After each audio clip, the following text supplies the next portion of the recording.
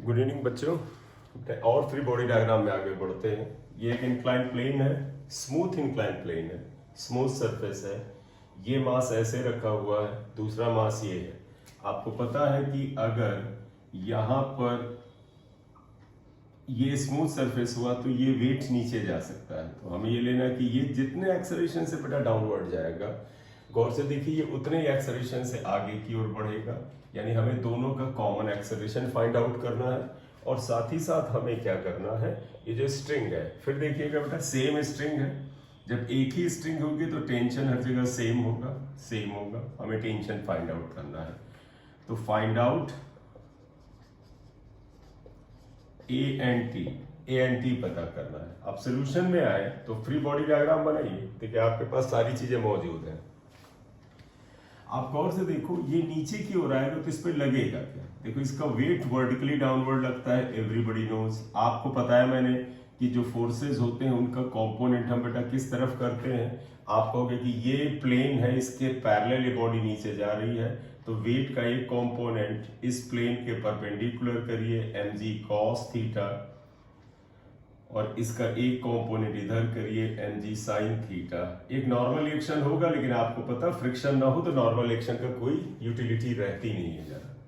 तो ये normal reaction आ गया, ये एक्सेलरेशन था जो पता करना है ये, ठीक है।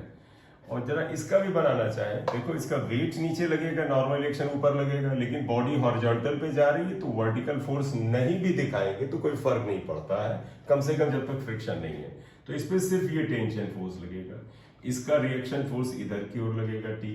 तो इस पे तो यही लग रहा है टी। आप यहाँ पे देखें, ये ऊपर लगेगा, ये नीचे लगेगा, ये इधर, राइट। यार अब अगर हमसे पूछा गया यहाँ पर, तो हम ऐसा करते हैं, पहले M2 का FBD बनाते हैं। फॉर M2 पे क्या क्या है बेटा, जो फोर्स तुम्हें फिलहाल हॉरिजॉन्टल में दिख रहे हैं वो बताओ आप क्या है।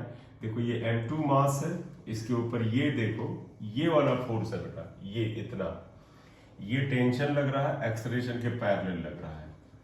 तो तुम्हें याद है हम लोग क्या करते हैं, net force in the direction of acceleration या मोशन निकालते हैं। तो नेट फोर्स क्या है यहाँ पर, net force equal to T है।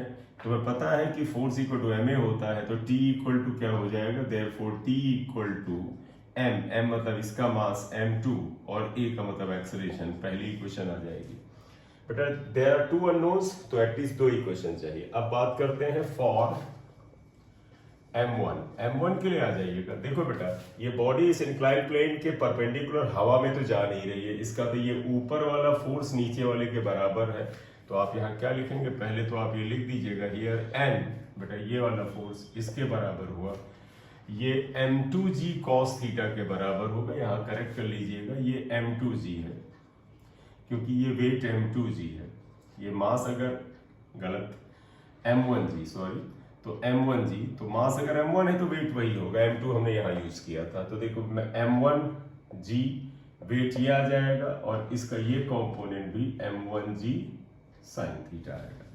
तो आप देखिएगा n इक्वल टू m2g के बजाय आप m1g cos थीटा कर लीजिए। इसे कुछ इक्वेशन देके भूल जाइए, क्यों, क्योंकि ये वाला फोर्स इस बॉडी को हॉरिजॉन्टल मोशन नहीं दे रहा। अब बताइएगा नेट डाउनवर्ड फोर्स कितना लग रहा है, गौर से देखो, इस बॉडी के ऊपर ये फोर्स नीचे लग रहा है और ये अपोजिट लग रहा है। तो ये आएगा m1g sin theta minus T. तो आप आगे क्या लिखोगे, m1g sin theta minus T. बेटा ये नेट फोर्स है, न्यूटन सेकेंड लॉ कहता है net force equal to ma, m मतलब m1a। ये इक्वेशन 2 आया बेटा। इसको और इसको सॉल्व कर लीजिए, आंसर आ जाएगा। क्या तरीका अच्छा रहेगा, ये t की वैल्यू यहां रख देते हैं, पुटिंग वैल्यू ऑफ t की वैल्यू रखें तो m1g sin theta minus t equal to m2a है, m2a इक्वल टू m1a, तो m1g sin theta equal to m1 plus m2a, तो a इक्वल टू हो जाएगा m1 upon m1 plus m2 g sin theta. ये बेटा acceleration की value आई। तो first answer ये आ गया, क्योंकि हमसे यही पूछा गया था a क्या है। t पता करना बेटा, ये a की वैल्यू आप यहां रखिए, t आ जाएगा। तो अब अगर आगे फाइंड आउट करना है तो बड़ा क्लियरली आइएगा, आप लिखोगे putting this value, putting value of A in equation 1। Equation 1 ये था बेटा t इक्वल टू m2a था। देखो इस t की जगह हमने m2a रखा, वही वैल्यू। तो इसका मतलब t equal to m2, a की वैल्यू आपके सामने है m1 g sine theta upon m1 plus m2, ये आ जाएगा। तो ये वैल्यू आ जाएगी टेंशन की। तो इस तरह से आप इसे सॉल्व करेंगे। एक सेकंड इसे देख लीजिए, नोट कर लीजिए, नेक्स्ट पे आ जाते हैं। चलिए, नेक्स्ट फ्री बॉडी डायग्राम अगर हमें लेना है तो हम ऐसे आते हैं, जरा देखिएगा। इसमें एक ऐसा करते हैं, डबल इंक्लाइन प्लेन लेते हैं। बड़ा इंपॉर्टेंट क्वेश्चन होता है, न्यूमेरिकल फॉर्म में कर लेते हैं। क्वेश्चन देखिएगा, ये ऐसे एक इंक्लाइन प्लेन दे दिया इन्होंने और कहा ये दूसरा इंक्लाइन प्लेन है।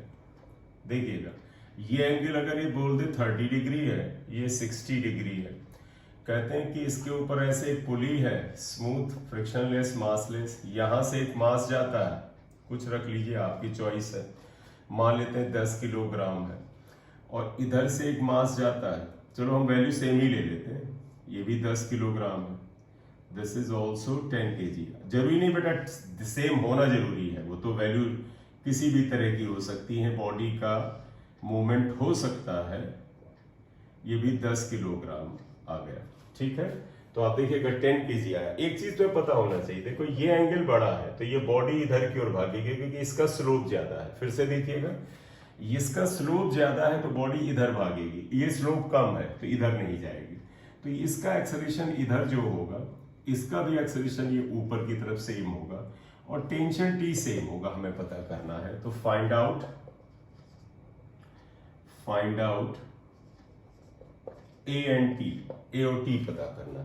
इसी में फ्री बॉडी डायग्राम बना लेते हैं बेटा, जरा अलर्ट होइएगा। हम लोग इसी में फ्री बॉडी डायग्राम बनाते हैं। देखिएगा कैसे बनाएंगे। ये एंगल 60 आपको दिख रहा है। ये देखो बेटा, इसका हम पहले बात करें क्या आएगा। ये 10 kg की बॉडी है, इसका वेट नीचे की ओर ऐसे काम करेगा 10g। तो पता है इसका कंपोनेंट इधर आएगा, ये एंगल 60 आ जाएगा, ये हो जाएगा 10g cos 60। और इसका एक कंपोनेंट इधर आएगा बेटा, वो आएगा 10g sin 60, ये आएगा, राइट। अब जरा आप और एक चीज देख लें, नॉर्मल रिएक्शन। ये एक्सेलरेशन a था, ये एक नॉर्मल रिएक्शन आप इस पे देखिए, मान लें n1 है, हालांकि आपको पता है उसका इस्तेमाल नहीं आएगा, करेक्ट। अब जरा टेंशन देखिएगा बेटा, ये टेंशन अवे ऐसे लगेगा, इस पे भी बताना है तो ये इधर आ जाएगा। देखो ये टेंशन इस पे अवे लगेगा, इस पे ये टेंशन टी ऐसे लगेगा। फिर आप देखिएगा इसका वेट क्या आ जाने वाला है, ये है बेटा 10g। और आप इसको फिर देखिएगा, इसका ये कंपोनेंट क्या आया 10g cos 30, और ये हो गया बेटा 10g sin 30। और इसका नॉर्मल रिएक्शन आप N2 ले लो, क्लियर। आइएगा, अगर हम सोल्यूशन में आते हैं तो देखिएगा, हम पहले इस 10 kg ऑन द राइट पे ले लेते हैं। ये है फॉर 10 किलोग्राम, ये जो राइट साइड पे है, on the right hand, right side, क्योंकि दोनों 10 है तो हमें ऐसे लिखना पड़ रहा है। बताइए बेटा, आप बार बार फालतू की चीजें नहीं लिखेंगे। देखो एक्सेलरेशन इस प्लेन के पैरेलल है, तो ये फोर्स इसके बराबर होके खत्म हो जाएगा, कोई रोल नहीं है।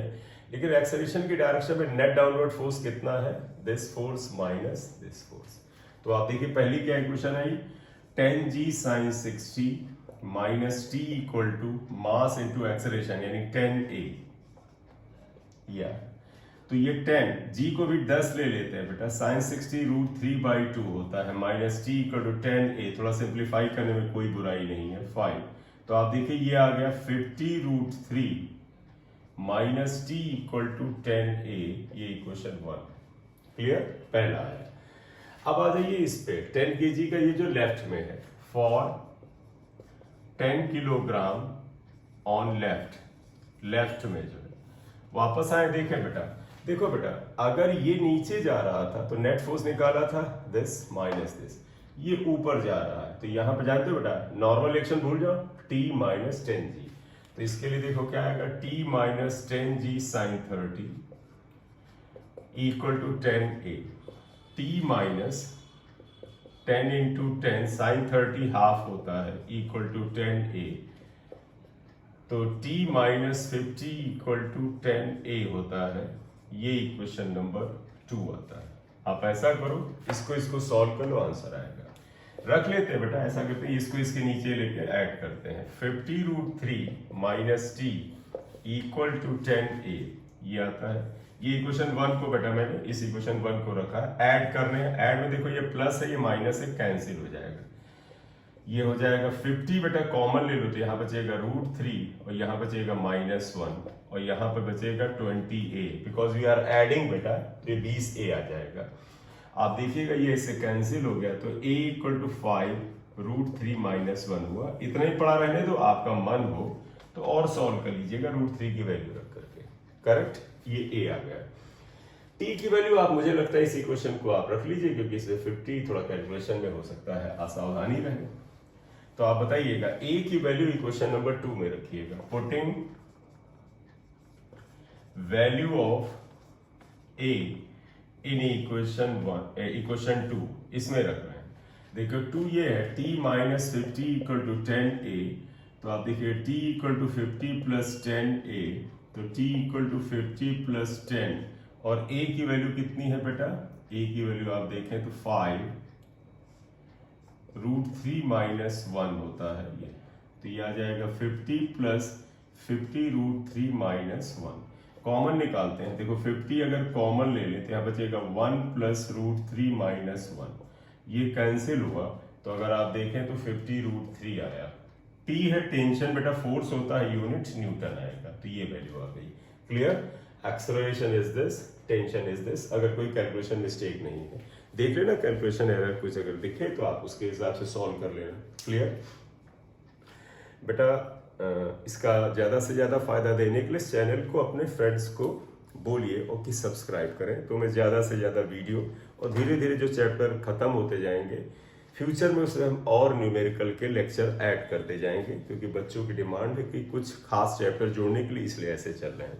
तो kindly ask them to subscribe the channel. ठीक है, थैंक यू। ये आप कर लिए, ये आ गया यहाँ पर, राइट। अब एक और लेते हैं बेटा, आपने लिख लिया होगा, वन मोर। अगला अगर हम फ्री बॉडी डायग्राम लेते हैं तो क्या न्यूमेरिकल ही ले लेते हैं सीधे? आप देखिएगा, नेक्स्ट न्यूमेरिकल लेते हैं। क्वेश्चन देखो, एक स्मूथ हॉरिजॉन्टल टेबल है ये। इस टेबल पे इधर आपने एक पुली लगाया है, इस पर से एक मास है।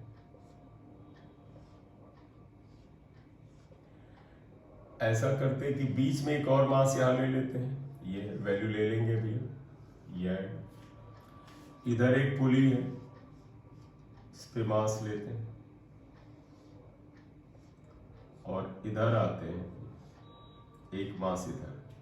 नेचुरली सिस्टम उधर जाएगा जिधर का मास हैवी होगा। क्यों? क्योंकि टेबल बिल्कुल स्मूथ है। स्मूथ का मतलब है फ्रिक्शन का कोई रोल नहीं है, तो आसानी से बॉडी किधर जा सकती है। चलिए मैं इसी को बड़ा ले लेता हूँ। इसको 15 किलोग्राम ले लिया, इसको 10 किलोग्राम ले लेते हैं और इसे 5 किलोग्राम ले लेते हैं। तो नेचुरली आपको दिख गया होगा कि कौन सी बॉडी किधर जाने वाली है। क्लियर? देखिएगा, ये बॉडी कुछ एक्सेलरेशन से नीचे जाएगी, मान ले ए है। ये सेम एक्सेलरेशन से आगे की ओर खींचेगी, मान ये ए है। ये बॉडी एक्सेलरेशन ए से ऊपर जाएगी, ये पता करना है। स्ट्रिंग यहाँ दो है बेटा, ध्यान रखना। एक ये धागा है, इसमें हर जगह टेंशन मान ले T1 है, वो पता करना है। इधर दूसरा स्ट्रिंग है, तो यहाँ टेंशन अगर T2 है, ये पता करना है। What we have to find out A, T1 and T2, ये हमारा पर्पस है। सोल्यूशन में आइएगा, आप देखो बेटा, सिंपल सा फ्री बॉडी डायग्राम लेकर के चलना है, जरा ध्यान से देखिएगा। इसके ऊपर जिस डायरेक्शन में ये ऊपर जा रहा है, तो इसका एक्सेलरेशन A है, ये इधर। यहां से शुरू करते हैं। देखो एक्सेलरेशन की डायरेक्शन में इसका फोर्स क्या लगेगा? वेट mg यानी 15g, क्योंकि वेट होता है mg, 15g।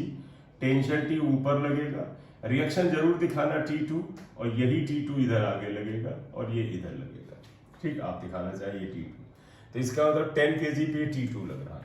अब जरा इधर आइए, देखो इसके ऊपर ये टेंशन T1 इधर लगेगा, पॉइंट ऑफ कांटेक्ट से अवे लगता है, इधर आप दिखा दो T1, ये देखो पॉइंट ऑफ कांटेक्ट से अवे, ये नीचे, और इसका वेट 5g mg इधर लगेगा। ठीक, तो अगर अब हम तुमसे कहें किसका आप इक्वेशन निकालें, इससे स्टार्ट करते हैं। देखिएगा, देखो फॉर 15 किलोग्राम, इसके लिए आइए, देखो एक्सेलरेशन की डायरेक्शन में नेट फोर्स क्या है 15g माइनस ये ऊपर की तरफ है T2 इक्वल टू ma, तो पता है ना नेट फोर्स है 15g minus T2 equal to mass into acceleration 15a, equation 1 आया। अब आप दूसरा अगर आ जाए, देखिए फॉर इसके लिए ले लेते हैं ये 5 kg, आप इस बॉडी को ले लीजिए, तो देखो इस पे क्या आएगा, एक्सेलरेशन देखिएगा बेटा, ये ऊपर जा रहा है, ऊपर की तरफ आएगा T1 माइनस 5g, तो T1 minus 5g equal to 5a, ये आता है। उसके बाद आ जाइएगा 10 kg का, फॉर 10 kg आप एक्सेलरेशन की डायरेक्शन देखो बेटा, ये इधर जा रहा है, तो आप लिखोगे नेट फोर्स T2, ये इसके अपोजिट T1, तो ये आ जाएगा T2 minus T1 equal to 10a, ये इक्वेशन नंबर 3 आ गया। क्लियर? 3 इक्वेशन 3 अननोन सॉल्व किया जा सकता है। देखो बेटा, 3 अननोन 3 इक्वेशन, मुझे लगता है सब सिंपल है कि ऐड कर दें। एडिंग इक्वेशंस 1, 2 एंड 3 एक साथ फिर से लिख लेते हैं। देखो पहला था इक्वेशन, ये हटाया मैंने, आपके पास ये बना होगा ए। देखो पहला है 15g minus T2 equal to 15a, ये T1 minus 5g equal to 5a, और ये है T2 minus T1 equal to 10a।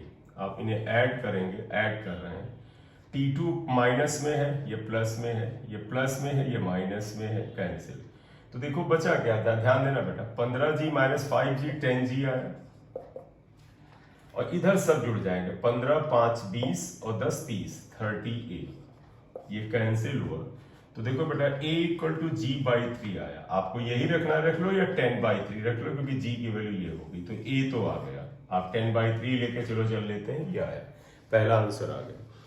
अब हमें T1 T2 चाहिए, बेहतर है वो इक्वेशन पकड़ो जिसमें सिर्फ T1 या T2 है, तो हम इक्वेशन 1 पकड़ते हैं। तो आप ऐसा करिए, अब आप इसको इक्वेशन 1 में रखते हैं, ये वाले, पुटिंग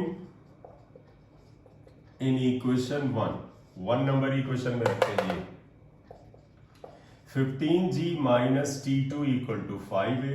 देखो T2 इक्वल टू क्या हो जाएगा बेटा, ये हो जाएगा 15g माइनस, गलत लिख गए, 15g minus T2 equal to 15a है बेटा। तो देखो T2 इक्वल टू ये, जैसे मैंने T2 को इधर ले गया, प्लस हो गया, ये इधर लाए, तो 15g माइनस 15a आ गया।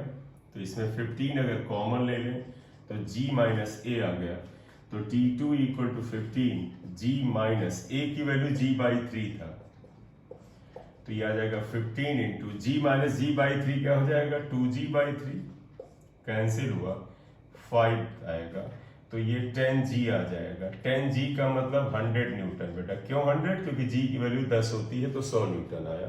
तो देखिए T2 की वैल्यू बेटा आपकी कितनी आ जाती है, 100 न्यूटन। क्लियर? अब अगर हमें T1 चाहिए, तो ये इक्वेशन जो 2 नंबर थी इक्वेशन, ये 3 नंबर है, इसमें नहीं, 2 नंबर में हम रखते हैं।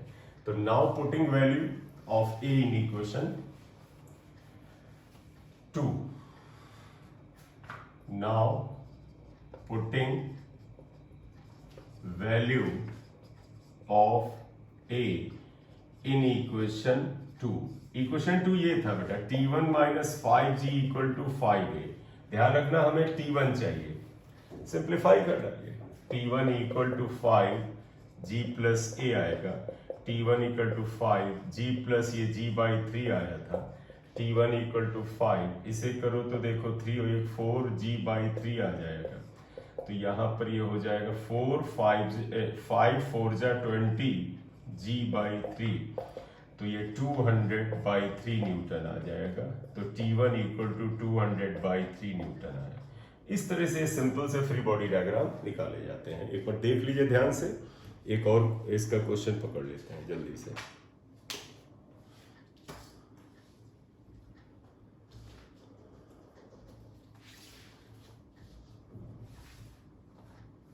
चलिए